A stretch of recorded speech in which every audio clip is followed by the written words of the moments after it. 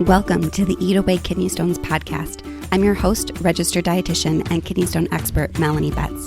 After learning a ton about kidney stones and helping people prevent stones at the University of Chicago, I was fed up with all the terrible advice people were finding online. So I decided to do something about it. The Kidney Dietitian was born. This podcast is for people who want to learn what actually works to prevent kidney stones and still enjoy life, eating, and their favorite foods. Let's dive in.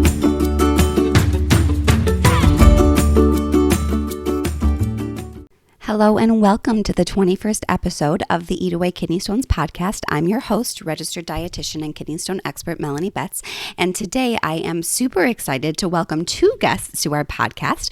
We have Diana Licalzi, who is a national recognized registered dietitian and certified diabetes care and education specialist. So she is truly an expert when it comes to diabetes nutrition. And her business partner is Jose Tejero, who is an exercise physiologist with a degree in exercise science. And he is also an expert in type 2 diabetes. You can hear throughout our interview today how passionate both of them are for nutrition and lifestyle medicine to truly reverse type 2 diabetes. So it was really, really fun talking with them today. Together, they co-founded Reversing Type 2 Diabetes, which is a brand. They have courses and different cookbooks, one of which is coming out or just came out very soon by the time this episode goes live. It comes out in early November of 2023. And they have all sorts of wonderful resources to help people with diabetes learn how a plant-based diet can really truly make a ginormous difference in how you feel and your blood sugar levels and overall, honestly, improving your quality of life. So let's welcome Diana and Jose to the podcast. Welcome, Jose and Diana, to the Eat Away Kidney Stones podcast. I'm so very excited to have you on today. Thank you so much for taking the time to join me. Thank you for having us, Melanie. I'm excited to be here. Yeah, thank you. This is also the first time I've ever had two guests at the same time. So we'll have to figure out how this flow goes. But I think that will make this podcast episode even more exciting. So I wanted to start out with just asking each of you to introduce yourselves, give us a little bit of your background. Why are you an expert in diabetes and what you're doing now? So Jose, why don't you go first? Yeah, I'll be happy to go first. So I have to take you back to the very beginning to tell you how I got this first exposure to type 2 diabetes. So I am an exercise physiologist with a degree in exercise science. And right out of school, I had to get some exposure to the medical field. And I ended up working for two physicians that happened to be plant-based doctors that practice something called lifestyle medicine. And for those of you that don't know, lifestyle medicine is a real branch of medicine where many doctors are getting board certified in nowadays. And the premise behind it is to empower doctors to teach their patients how to follow a more plant predominant diet and change their lifestyles to prevent and reverse conditions like type 2 diabetes, like high cholesterol, like hypertension, like fatty liver disease, maybe get less kidney stones and so on, right? So that is the first exposure that I got to type 2 diabetes and how lifestyle can have such a huge impact on that. And my time in this practice was fairly short, about a year and a half or so. But I saw two main groups of patients, and that this really struck me because we had a group of patients that would follow the recommendations of changing their lifestyle, following more of a plant-based approach, and those who didn't. Now, those who did would come back 3 months later. They would get their blood work redone, and their A1C levels would be back to normal, fasting blood sugar back to normal range, cholesterol back to normal range, fatty liver enzymes back to normal. And I was just mind blown to see that in real time right in front of my face, right? And then there was those kind of patients who didn't really follow the approach, but maybe not because they didn't want to do it, but probably they didn't have a support system or a plan to follow. So at that moment, I kind of had a what you call a light bulb moment, right? Aha moment. Aha moment, right? How do we get more people to change their lifestyles, to change the way that they eat so they can prevent and reverse these conditions that are clearly preventable and clearly reversible at its root? So that is when I started posting on social media the meals that I was eating, which I was slowly transitioning to a more plant-based predominant diet. And I started posting exercise tips, exercise routines. The account started to grow. And that is basically how I came across Diana. She was doing the same thing, helping people with type 2 diabetes, reverse the root cause. And we hopped on a Zoom call. We were like, hey, like you are a dietitian. I am an exercise physiologist. That is the type of knowledge that people need to know in Great order to combo. reverse a metabolic condition. So we kind of started calling each other the dynamic duo of type 2 diabetes. I love it. And yeah, a lot has happened since then. And now we are in the cover of a book, The Type 2 Diabetes Revolution. We are trying to reach more people with this approach. And that is basically how everything started for me. That's amazing. And we were chatting before we started recording today. I love that you both met on Instagram. Yeah. I love it. I've met not a business partner yet, although I guess you never know. But I have met so many wonderful dietitians primarily, and truly some of my now closest friends through Instagram, which is just so fun. Yeah. Yeah. Awesome, Jose. Thank you for that. And Diana, why don't you share a little bit about yourself? Yeah, so I'm a fellow registered dietitian. I'm also a certified diabetes care and education specialist. And I always knew that I really wanted to focus on type 2 diabetes because it is something that runs in my family. So my mom's side is from Puerto Rico, and it does run on that side of my family. And I've seen a lot of my family members struggle with this illness. My grandfather passed away from diabetes complications. And so it was something I knew I always wanted to dedicate my career to, type 2 diabetes, especially as I became a dietitian. I learned about how powerful lifestyle, especially nutrition, had not only on the development of type 2 diabetes, but also on the prevention and treatment to type 2 diabetes. So as a dietitian, I think we have a very unique role in the care for patients with diabetes. And so it was actually working in during my dietetic internship, which is training that you have to do to become a registered dietitian.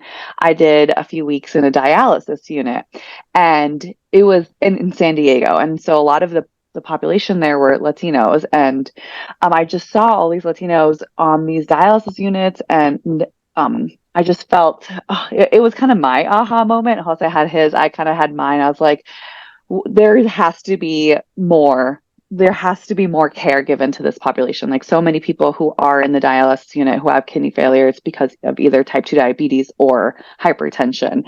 And so as I continued in my career as a dietitian, like working in outpatient, inpatient, I just realized how little care and education was really given to this patient population. Like, not only in the dialysis unit, but then working outpatient, I was only really allowed to see my patients for 20 to 30 minutes at a time every 3 to 4 months. And when you're dealing with when you're dealing with a life-threatening condition like type 2 diabetes, that is just not enough time to spend with your patients, especially when you're trying to get them to make lifestyle changes, which, as we all know, it takes a lot. It's hard. It takes time and support.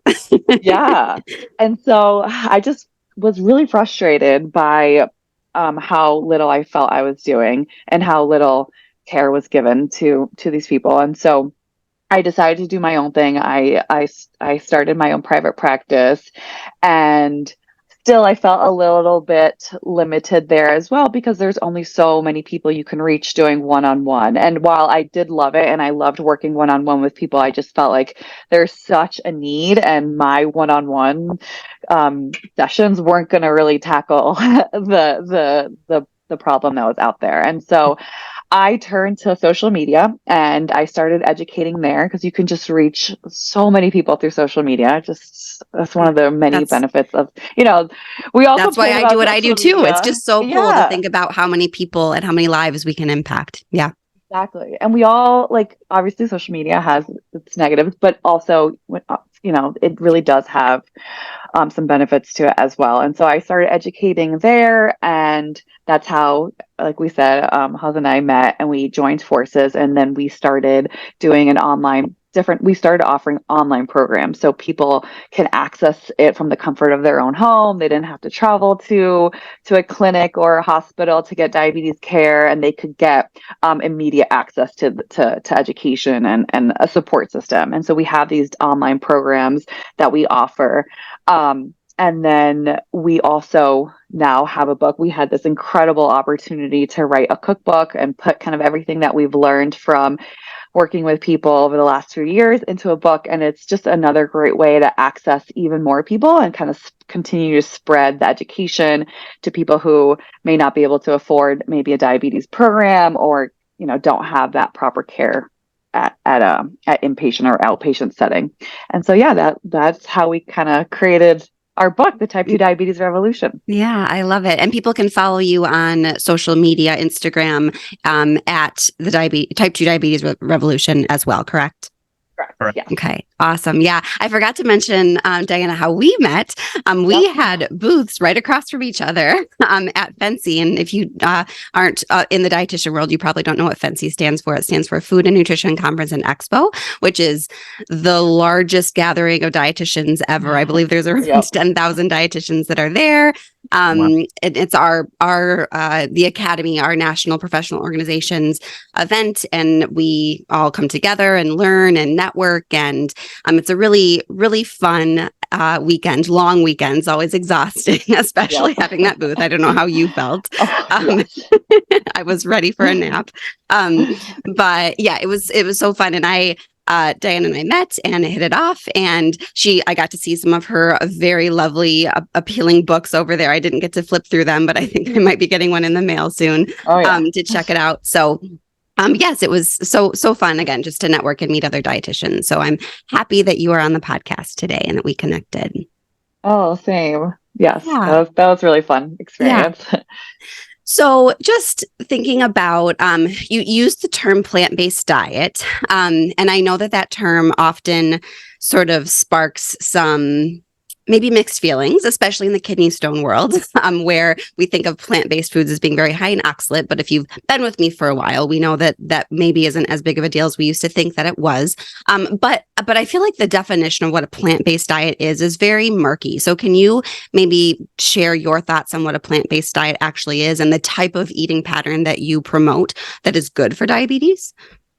Absolutely. Yeah. So a plant-based diet is one that really focuses on 5 main food groups. It's going to be primarily focused on fruits, vegetables, whole grains, legumes, and nuts and seeds fall into that 5th one. It can be confusing because there is no set definition for a plant-based diet. There's different foundations or different approaches to a plant-based diet. So you have people who are completely vegan and that excludes all animal products and all animal byproducts. Then you have a vegetarian, which is primarily plant-based. It focuses on those 5 food groups, but it does include some byproducts. You have a Mediterranean a way of eating, which also includes some fish, some seafood, some shellfish. But again, it's primarily focused on those 5 food groups. You're making the foundation of your diet, those 5 food groups. And we like to meet people where they're at. So we like to say a predominantly plant-based diet because not everyone wants to be strict 100% plant-based, and that's completely okay. But our goal is to help you incorporate more plant-based meals, more plant-based proteins in your diet, because the research shows, and almost every major health organization, especially in the diabetes world, shows that when you eat more, when you eat this approach or this way, it can really help to reverse insulin resistance, which is that root cause of what's causing type 2 diabetes. And it can really help control diabetes symptoms. So that's what we mean when we say plant-based and plant focus, is really helping you learn how to incorporate more plant-based foods into your diet, plant-based meals, which many people, it's a challenge for many people. They don't know where to start. They think plant-based foods or plant-based meals means like a salad. And so what we want to show you, make a delicious salad. Yeah. You can make a super healthy, delicious tasting salad, but a lot of people think that's where it ends too. And so what we try to show people is that there's so many great, delicious meals that you can make that don't need to include animal products.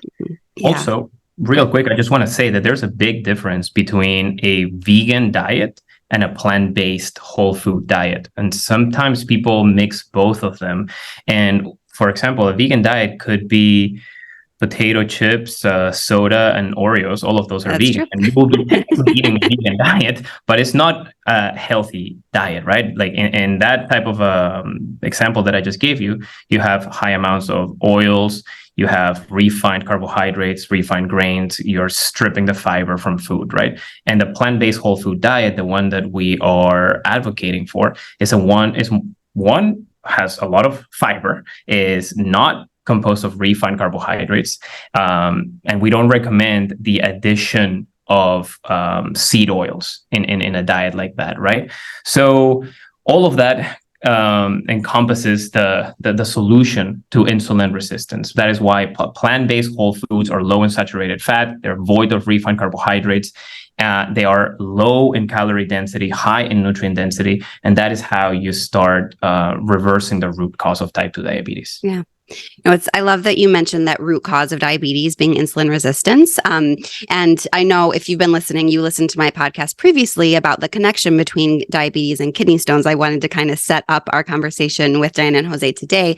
But that is why that insulin resistance is exactly why kidney stones are associated with diabetes. For whatever reason, that insulin resistance increases the amount of calcium in your urine. We actually don't fully understand how that happens, but it does. And so that is really why these two conditions are tied. And so it makes perfect sense that basically everything you just talked about is exactly what I promote for kidney stone prevention: eating more plants, reducing animal protein, getting them that fiber, and just eating more plant foods is so often what it comes down to.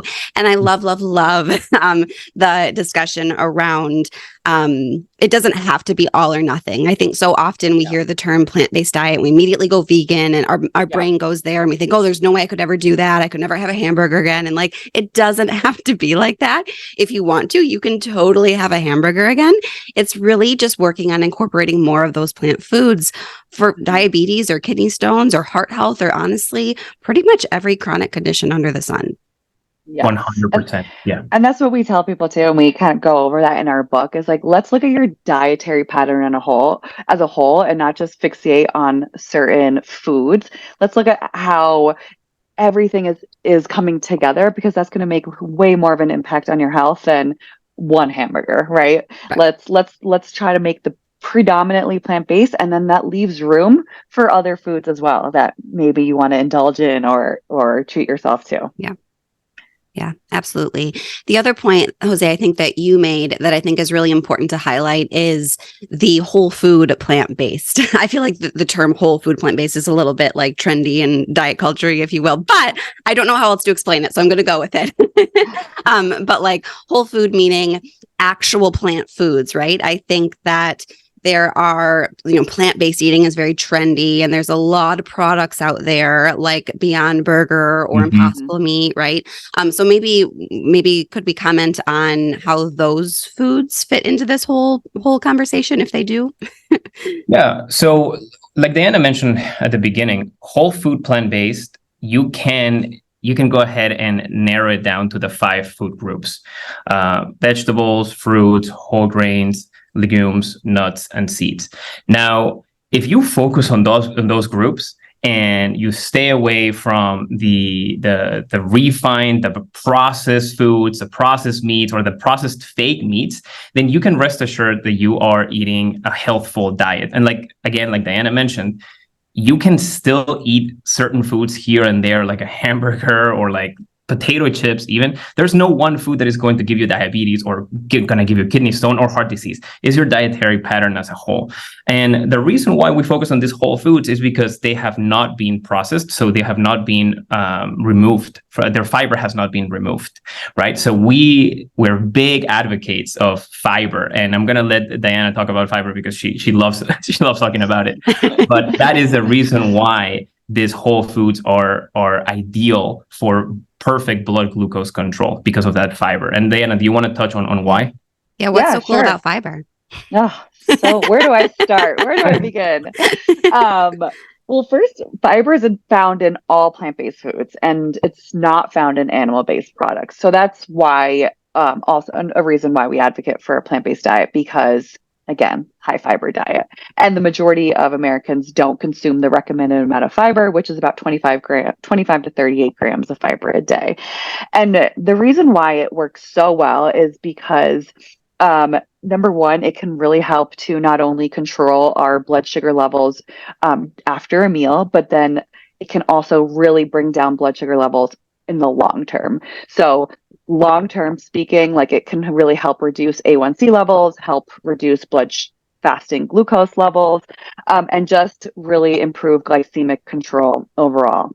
And it does that because fiber isn't digested in our body. So it goes down our digestive tract where it is then fermented by the good gut bacteria in our gut.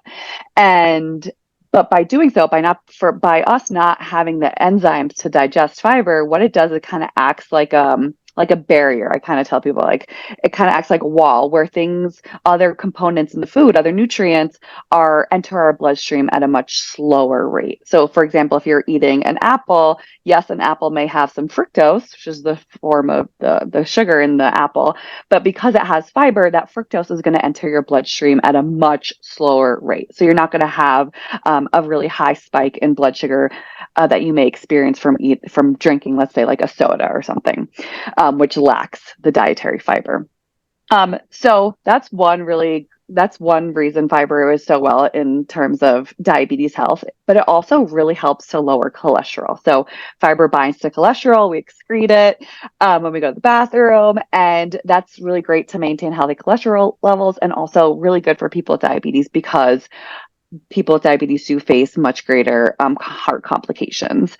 And it also has been shown to promote a healthy body weight too. So when you eat a lot of fiber, high fiber foods, it helps to fill you up and it keeps you full for longer. So you're less likely to be snacking or reaching for other foods. You're less frequently. So you're able to be satiated and satisfied when you eat high fiber meals. And a healthy body weight, we know, is really important when it comes to managing type 2 diabetes, as insulin resistance, or let me step back, having excess body weight or excess fat around the abdominal area is strongly linked to insulin resistance. It causes some degree of insulin resistance and is a very strong risk factor for type 2 diabetes. So by maintaining a healthy body weight, we can significantly reduce our risk of type 2 diabetes.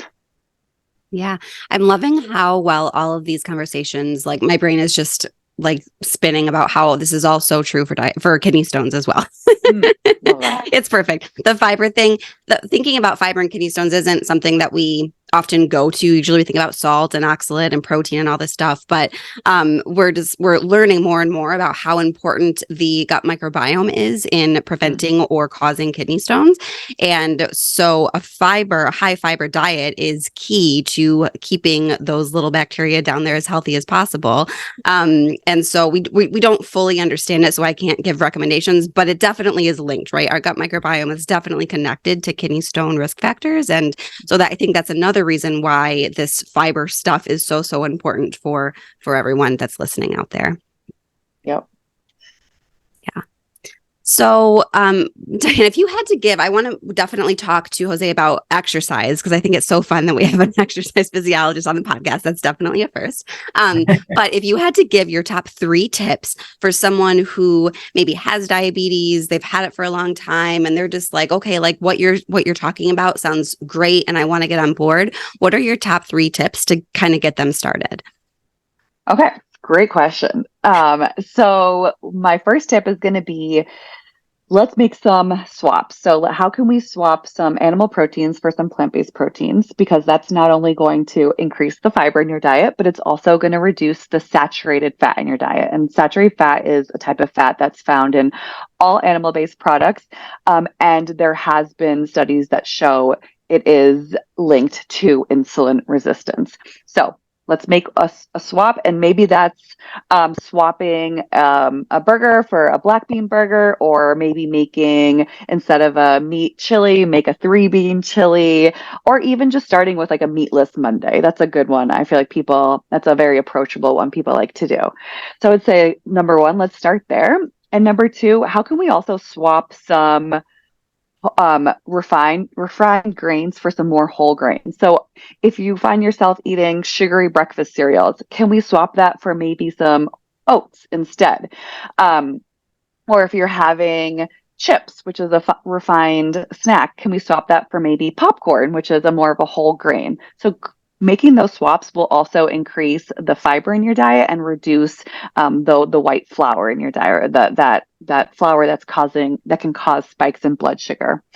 And I would say number three, can we start your meals with some leafy greens or some more veggies? Like, is there a way to incorporate some more of that into your diet? Maybe that's starting your meal with a salad or adding some more veggies to your meal throughout the day. A lot of Americans don't eat the recommended amount of fruits and vegetables. So just finding ways you can incorporate more of that into your diet is a great way to, again, get more fiber and then also get a lot of great benefits from the antioxidants, the vitamins and minerals that you'll get from eating more vegetables. Yeah. I love it. I love it. You talked a little bit about protein, and I thought this would be something really important for us to talk about today because in kidney stone world, we often talk about low protein or eating less protein. In diabetes world, I imagine you often talk about increasing protein. So I've got a two-part question. So one is, why is protein so important for people with diabetes? Yeah, so protein is so important because it helps to balance out your meals, right? So if we're eating a meal that's just too carbohydrate focused, you're missing out on that component of protein that's going to help balance out your meal. So you're not having, again, too much of a carb heavy meal. But protein, I would say in general in the diabetes world, people are probably getting enough of, especially if they're eating more of an animal based diet. I think it's really easy to get enough protein that way and to probably overconsume it. And so by focusing more on plant-based proteins, you can get more of a normal amount of protein in your diet without overconsuming it. And again, like having that plant-based protein is important for those meals if you are incorporating more plant-based meals, because I think from my experience, like a lot of vegan, vegetarian meals that I've come across kind of lack that protein that don't necessarily have it. And so by getting people to eat more of these plant-based meals, we really want to make sure it does have protein so that it stays well balanced. Yeah, absolutely. And I just wanted to add, from a kidney stone standpoint, we, again, oftentimes your doctor will say, well, eat less protein. You're like, okay, well, what does that mean? And when we really dive into what the data says, it's really non-dairy animal protein is what is actually called out in the official guidelines for kidney stone prevention. But that specifically, that non-dairy animal protein. So I sometimes like to say animal flesh protein. It sounds a little harsh, but I don't know how else to say it. So chicken, fish, beef, even fish and seafood, those are obviously better choices in general, but they, from a kidney stone perspective, honestly kind of do the same thing. Those are the things that send your urine pH down and that send your urine calcium up and potentially even your oxalate up. And so if you are needing more protein, as people with diabetes do probably have higher protein needs compared to someone who doesn't, just to kind of help control that blood sugar and not have a super high carb diet. If it's coming from plant sources, it's not going to be doing the bad stuff that we see for kidney stone prevention as the animal protein does. So again, it's all overlapping so perfectly. I love it. Love that. Yes.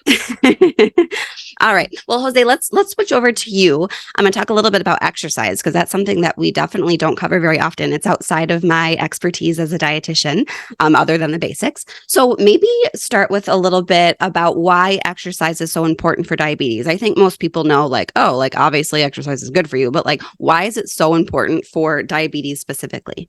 That's a great question. Okay. So your muscles are the most metabolically active organ in your body. And what that means is that they burn the most amount of glucose, especially when they are activated.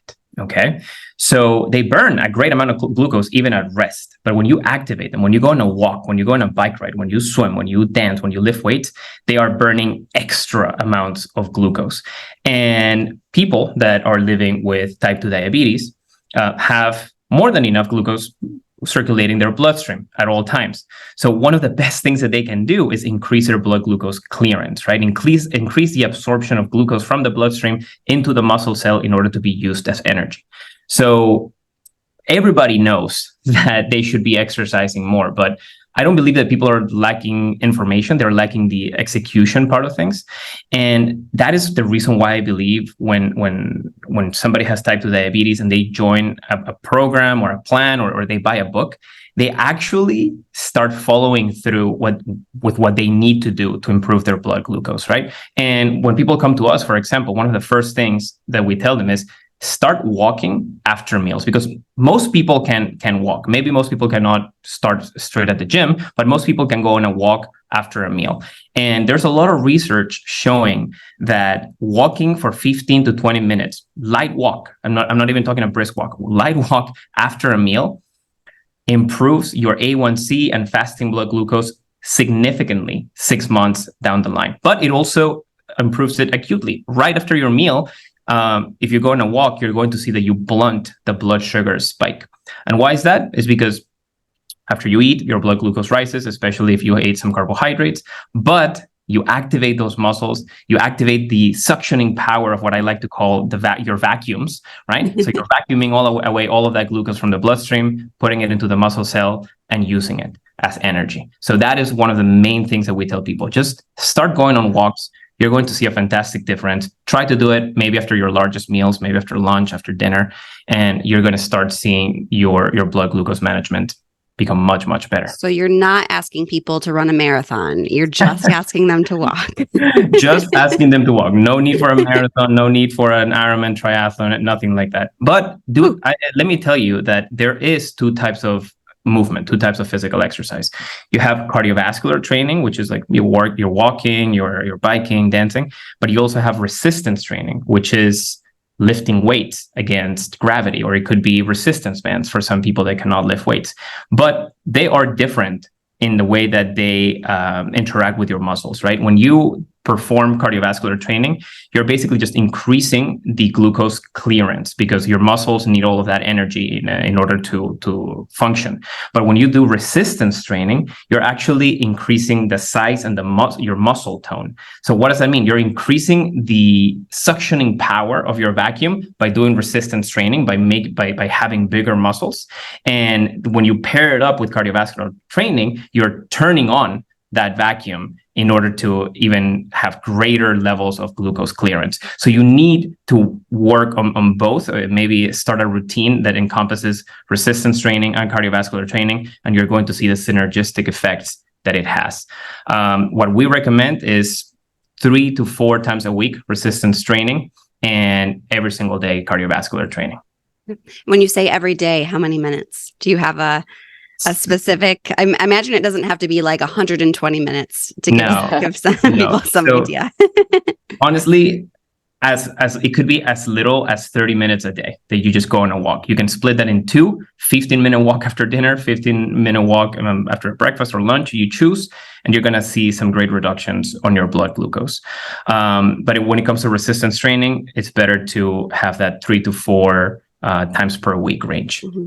Yeah, you're motivating me to do more resistance training. It's fantastic for you. Yeah, yoga is my resistance training of choice. I just feel like I feel like yoga is really pretty great because it's kind of a little bit of both types of exercise, honestly. Yoga is Pilates, yoga, they're all rising in popularity nowadays. And those are fantastic ways of, one, also improves your cardiovascular system, but 2, you're definitely putting your muscles under some strain. So they're growing, they're becoming more toned, and they're definitely burning more glucose when you're doing that. So if you want to start with some kind of gentle form of exercise, yoga is fantastic. Mm-hmm. Yeah, absolutely. I'm a big fan. Also, the mental health benefits, I think, are fantastic. And also the negative caloric balance that you create when you exercise. I mean, like Diana mentioned, at the end of the day, when we consume an excess of calories, that eventually leads to putting weight, especially around the waist. And that happens only when you're eating at a surplus, right? Regardless of the diet that you eat. If you eat at a surplus, you're going to put some weight on, and putting weight on is correlated with insulin resistance. So how do you create a negative caloric balance to a greater degree than just diet? You exercise, you move your body, you burn those calories. Yeah. Absolutely. I wanted to, I'm kind of going backwards a little bit, but I loved that analogy, Jose. You said when you were kind of explaining how resistance and cardio exercise work differently and, help your vacuums work better. And it's resistance exercise, and correct me if I'm wrong, that specifically basically reduces insulin resistance, right? Like that is what makes those vacuums work better. That's going to reduce your insulin resistance, which in turn, in theory, would help prevent stones. Yeah. I mean, you can also see it from the different perspective. It increases insulin sensitivity. It makes your That's a much more positive way to look more at responsive it, to insulin. And the way that this works in a mechanism perspective is that we have these tiny vesicles inside of our muscles known as GLUT4s. They're GLUT4 transporters, and they usually hang out in the innermost layers of our cells. But when we exercise, these GLUT4 transporters that are basically little vesicles, little boats, they go to the outermost layer of the cell, they go to the periphery of the cell, and they improve blood glucose absorption from the bloodstream and into the cell. So they are literally little vesicles that are telling the cell, we need glucose, and it just grabs it from the bloodstream and it brings it into the cell. It's facilitated diffusion of glucose from the bloodstream into the cell. So that is basically the mechanism of how our muscles become more insulin sensitive under circumstances of physical movement. Yeah. Fascinating. Yeah. So you touched a little bit, I imagine people are listening to this and like, this all sounds great and I get it, but like, how am I going to exercise every single day? Right. I currently, go for a walk once a week. What are some tips to kind of help people get started, or what are some things that you found that have been really helpful for people? Yeah. And I would love to touch on this, but let me tell you that it not only applies to exercise, but it also applies to dietary changes. Because in order to see the positive results of a lifestyle change, you actually have to do it. You have to stay consistent with it, right? And unfortunately, yeah. More fortunately. But here's the thing. Everything starts with the reason why you're doing this lifestyle change, right? You have to ask yourself, why am I doing this? Why do I want to invest my time into exercise, invest my time into learning about nutrition? Why do I want to do it? And that is, again, that's how a program helps you out. We ask those questions in our program. What's the reason that you're joining this?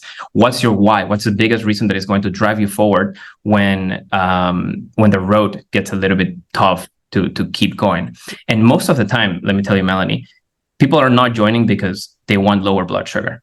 People are joining because they want to live a longer life, to see their grandkids grow up, or to see or to see the golden years with their significant other, right? That is a reason why people want to get healthier. People don't really want to see a better A1C. There's a bigger reason behind it. So we make them write it down on a piece of paper. Write your why, and then put it in your office. Put it in a mirror in front of your, where you get ready every single day. Put it behind your door before you leave the house. And that way, your why is constantly chasing you. And when you get stuff where you're tired and you don't want to go on a walk after a meal, maybe you like turn around and you see that why looking at you and you go ahead and do it, right? Mm-hmm. So to trace back to your question, you need a reason why you want to go ahead and establish this healthier lifestyle pattern, which is increased movement. And you can also use the power of building small habits. There's a book that we recommend. It's called Atomic Habits, which basically is all about putting cues out there in your environment and setting up your environment for success. So if you want to go ahead and do more, walk more, or if you want to go ahead and do resistance training, go ahead and put your resistance bands outside in the living room where you can see them instead of like keeping them in your closet. Go ahead and get your running shoes outside of the closet and put them next to your house door. That way, it's a cue that tells your brain that it is time for that activity. So one of them, it's very small, but it works. If you do that, you are going to see that you are going to start being more inclined to do those little habits. So it starts with your why, then starts with the little cues to jumpstart that habit. And then after that, I do believe that it takes some intrinsic motivation to really want to follow through. And everything falls back to having a plan of action. You definitely need a plan of action where you write down, after breakfast on Monday, I'm going to go ahead and do this walk. After lunch on Wednesday, I'm going to go ahead and do a resistance band workout. You need to write it down, as silly as it sounds. You need to do that in order to actually follow through. And track it too. And Tracking is shown to be very helpful as well. Like tracking your progress, like tracking when you do your activity or when you eat that healthy meal or when you make that swap. That has been shown to really help maintain your progress as well. Mm-hmm. Yeah, it's easy to say, like, I want to eat more fruits and vegetables, but how many fruits and vegetables do you want to eat and how often? And, we talk a lot about this with water, with kidney stones, because you need to drink a lot of water to prevent stones. And so they're perfect. They have some water right now.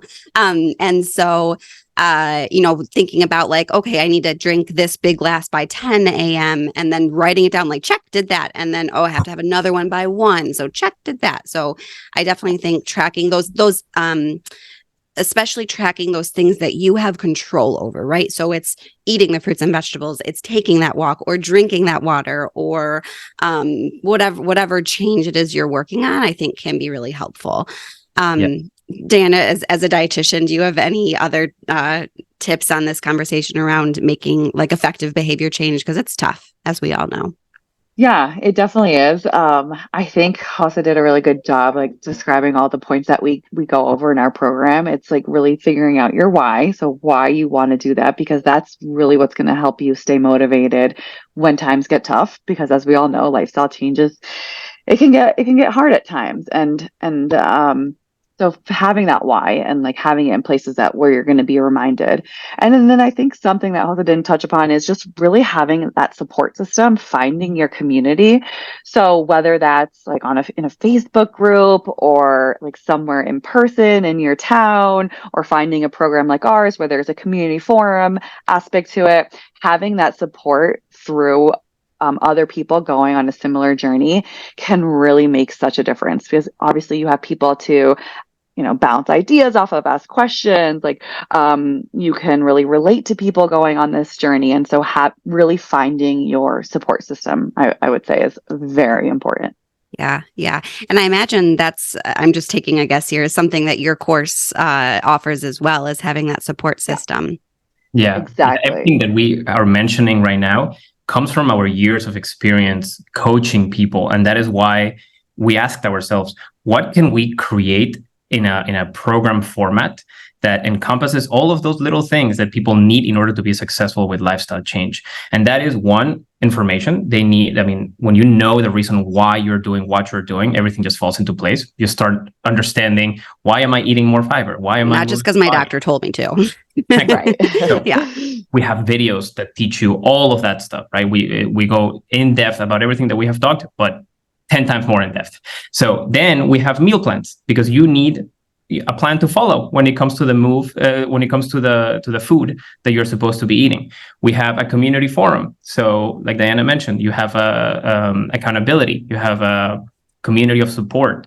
You can go ahead and ask questions. You can see how other people are doing. You can see the wins of other people. So that is extremely important. And last but not least, you need access to experts in order to ask the questions that arise through your journey. And all of that is encompassed in our 10-week program. Yeah, I love that. And I think maybe the dialogue is changing slowly, but I think that online courses are really a wonderful. I think both of us or the three of us are biased because we have online courses for behavior change. But I think it really is such a wonderful tool to help people make changes and learn. Honestly, in many ways, a lot better than the traditional healthcare system, because as Diana mentioned earlier, right, you saw people for 20 minutes every few months. That's honestly a lot more than what most people with kidney stones or kidney disease get. So wow. that's for better, for worse. But that's not helpful. It's better than nothing, certainly, but it's not the sort of comprehensive solution where you can really get all the information that you need to really learn what you're doing and have that access to the experts and have that support system and be able to talk to other people who are going through similar things, right? There's so many great things about joining an appropriately run online program for lots of different health conditions, I think. I agree. Absolutely. 100%. Yeah. All right. A bit of a tangent there. Sorry. Well, I think we are kind of coming up on the end of our episode. So are there any last minute things that you think maybe we should talk about that we didn't cover? Any, last thoughts as we Yeah. end? We can, I would love to just chat a little bit about our book that we have coming out. Please So do. the official release date is November 7th. And it has, we get asked all the time about meal plans, all the time. And so we thought, okay, obviously meal plans you can't personalize to everyone when you're doing just a generic meal plan in a book, but we decided that we wanted to include one just because there seems to be quite a demand. So we have a 4-week meal plan with all from recipes from our book. And we have over 100 plant-based recipes. And we, again, decided to make it completely plant-based just because we find that people already know how to cook pretty well when it comes to like meat or steak, chicken, but they don't know how to make well-balanced, so including that plant-based protein, meals when it comes to more of this plant-based dietary pattern. So we decided just to stick with 100 plant-based meat recipes so that we can show people how to cook delicious recipes beyond just a yummy salad. And so we have sections on breakfast foods. We have your main dishes, soup, salad, sandwiches, desserts, and snacks. So we kind of cover it all. And we also include in every recipe a carb to fiber ratio. So we try to really make that carb to fiber ratio really well balanced. So for example, one of our recipes will have a ratio of 4-1. And so what that means is that for every 4 grams of carbohydrates, you're going to get at least 1 gram of fiber. And we had come across, we came up with the idea because we had come across this study done by some researchers at Harvard, and they had kind of recommended a ratio for some products of 10-1. And I thought, okay, that's kind of like what the average American diet is, I feel like. Yeah. So they said 10-1. And I was like, I like this idea, but I think we can improve on it. And so we decided to have a ratio that was most of our recipes will be below 5-1. Most of them actually probably will be like 4-1. We have a few that are a little higher, especially when it comes to some of those dessert recipes, but you can rest assured that they're all very well balanced and they all do contain a good amount of fiber in them. Yeah, I hadn't heard of that concept before. I like it. And I think it also helps avoid this demonization of carbs, which I'm sure that you hear even more than I do in diabetes world. Oh yeah. Carbs are not bad. Your body needs carbs to function. Always, and except in very specific situations. And so the carbs are not the problem. The problem tends to be maybe how many we eat and also the source of that carbohydrate. Yes. Couldn't agree more. Okay. Cool. So you've got your new book coming out so soon. It actually is, by the time this podcast is released, it will be out because it's coming out just in a week or so from the day that we're recording. And where can people find your book? Yeah, so our book is going to be sold wherever books are sold. So that includes Amazon, Barnes and Nobles, Walmart, Target. Lots of bookstores. A lot of independent bookstores will also carry it. So you can check with your local bookstores if you would like to support your local, those local businesses. And you can also follow us at Type 2 Diabetes Revolution on all social media platforms. So Instagram, TikTok, YouTube, Facebook, we're on them all. And our website is type2diabetesrevolution.com. I'll link to all of that in the show notes as well. Thank you. Yeah. All right. Any other last comments from you, Jose? Well, if you are a listener that is living with type 2 diabetes, I just want to say that there's hope. Don't lose hope. One of the main things that people experience when they get diagnosed is frustration, and they are scared that they're going to have to live with this for the rest of their lives. But that is not the case. There is a way that you can reverse the root cause of this condition. And it just takes some information, a plan of action, but it can be done. So don't lose hope. Yeah, there are things you can do. You're not going to have to take pills necessarily for the rest of your life. Maybe, but maybe not. Yeah, I think that's such an important message. Again, another overlap with kidney stones. So often people are just like, well, you're a stone maker and like, this is what you got to deal with the rest of your life. Or you got diabetes, so you're a diabetic, and you kind of put that label on someone and you just have to deal with that for the rest of your life. But that's so like that's first of all so unnecessarily defeatist. There are things that you can do to take control of your health and fix the root cause, if you will, for stones or diabetes, no matter what we're talking about, and keep you healthy, because you can be healthy even if you have either of these diagnoses. Well said. Yeah. Awesome. Well, thank you so much, both of you, for being on the podcast. It was an honor to have you both, and maybe we'll have you back again sometime. Thank you, Melanie. It was a great conversation. Thank you for having us. Yes, thank you so much for having us. Thank you for listening to today's episode. For more help with kidney stones, check out my website, www.thekidneydietitian.org. For more personalized help from me, check out my online course, Kidney Stone Nutrition School. VIP enrollment includes help directly from me. I can't wait to see you there and help you prevent kidney stones. Have a great day.